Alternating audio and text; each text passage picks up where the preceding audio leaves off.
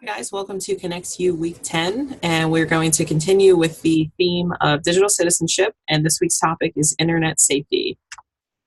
Your weekly objective for the week, we hope that by the end of the week you're able to say, I can identify strategies to create strong passwords and make my internet activity more secure. All right, so I want you to think about something. If you haven't heard about Mega Millions, you must be living under a rock because it recently hit a record-breaking $1.6 billion to the winner. So, and I did hear that somebody actually won it. But imagine that you won the $1.6 billion Mega Millions drawing. You have to keep the ticket safe for 1 week until you can cash it in. How would you go about protecting that ticket? So just think about it for a second of what your strategy would be to make sure that you kept that ticket completely safe, that no one stole it from you, that you didn't lose it.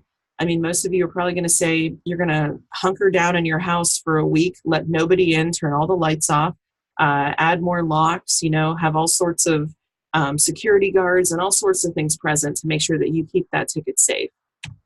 But at the same time, why do we not go to those extremes to protect our personal information on the internet? We just very freely make terrible passwords that allow people to get our name, our likes, who our family is, our social security numbers, and then they go and create their own identity and ruin ours. So just something to think about of why we don't really care so much about putting our own personal information on the internet and not understanding the dangers of it. So this week we're going to talk a little bit about how to protect your identity. The first thing would be don't accept friend or follow requests from strangers. I know everybody's trying to build up their Instagram followers, but you should really have a private account. And you want to make sure that if you don't know that person, don't accept their follow because that's just they're one step closer to being able to learn about your likes and your interests, maybe be able to guess your secret questions for your website to try to say that you forgot your password, but now they know your interests, so they might be able to guess your secret questions. Make sure you're creating a strong password. That's what this one's mostly going to be about. Don't use the same password for every single site. I'm really, really guilty of that. I make one password and I have it for 80 things. So if one person hacks into my Facebook account, they're going to be able to have access to every single thing that I've ever done. You should try to use a password manager, and that's never a written password. You never want to write your passwords down. I know probably all your grandparents have a password written on a Post-it by their computer desk. And that's something you don't want to get in the habit of doing. A password manager is actually just a little separate thing that you enter your passwords and it keeps track of all of them for you. Using two-factor authentication. So instead of just entering a password, you might also need to put your thumbprint or type in a passcode. Just two ways to verify who exactly you are. And also be careful with what you access on public Wi-Fi. So those of you who are going to Barnes & Noble or Sheetz or McDonald's or whatever, Panera, and taking advantage of public Wi-Fi, those are the easiest Wi-Fi sources to hack into. So don't be online shopping and banking and putting your card information on there and doing really personal things on public Wi-Fi. That's definitely something you want to stay away from. And then you want to make sure that websites are secure. So if you are questioning a website of like, is this a scam? What is this? Make sure you're looking in the URL bar. And if you see that lock and HTTPS, that S stands for secure. So that would tell you that that site is a legitimate site that's okay to do business on. But you definitely want to get in the habit of looking in that top left corner of the URL bar. So the passwords most often hacked by this guy, Hackerman. Actually, hackers what they do is they basically get a list of the 10,000 most common words and phrases, put them in, and they'll just start with there. Then they'll start to change one letter at a time in uppercase and lowercase. So it's really, really easy for hackers to get information if you're not really trying to be creative with your password.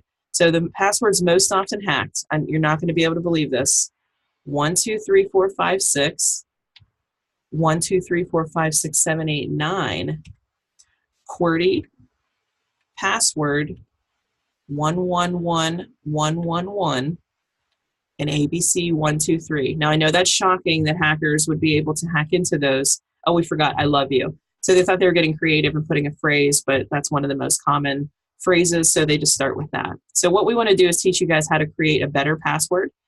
You want to consider this.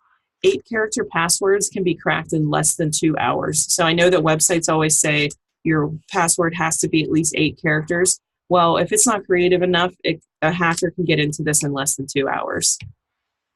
A 10-character password can be cracked within days, but a 12-character password can take years to crack. So the push is to make your passwords longer, and it's going to take some practice to remember them, but once you do, it's just going to be beneficial for everybody, and your information is going to be safer. So definitely try to make your passwords at least 10 characters, but the push is for 12 characters. The do's and don'ts of passwords. Some do's: you want to make sure you are using a unique password for each account, using at least 8 characters, but probably more. Like we said, you want to probably be pushing towards at least 10 at this point. And use combinations of letters, numbers, and symbols, making sure also with those letters you want to alternate upper and lower case because they are password case sensitive. Some don'ts: what you do not want to do is use personal information in your password. So don't include your name, parts of your address, your social security number, your birth date, because those are just good places for people to start.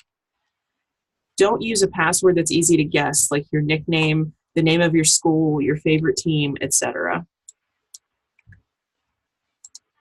And don't share a password with anyone. If you are somebody younger, it's okay that you share this with your mom or your dad, but more often than not, your mom or your dad's going to be writing this down somewhere, and that's one of the rules of something you're not supposed to do. So try to take ownership of this, remember your password, and really try not to share it with anyone.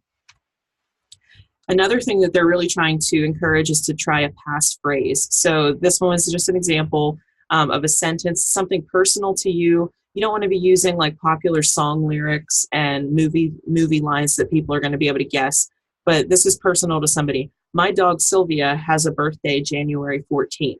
So they go down, they take the first letter, MD, they switch the S to a $sign because that adds in a special character and makes it more difficult. MD $HAB capital J1. So this is something that obviously took some practice, but these people are going to be able to remember by just remembering a simple sentence about their dog and when their birthday is that somebody else is not going to know. So for your reflection for this week, what I would like you to do is think of the password that you most often use for your personal accounts. So not your CPDLF one that's generated by us. We obviously know your account information, but think of your personal ones, what you log into Xbox Live or your Instagram. Think of that password. After what you learned in today's launch, do you think your password is strong enough? Explain. And I want to make sure you're not sharing your password with me. You never want to share your password if somebody asks for it. But in a private comment, just think about your password and then just analyze it. Do you think your password is strong enough? And just explain why or why not.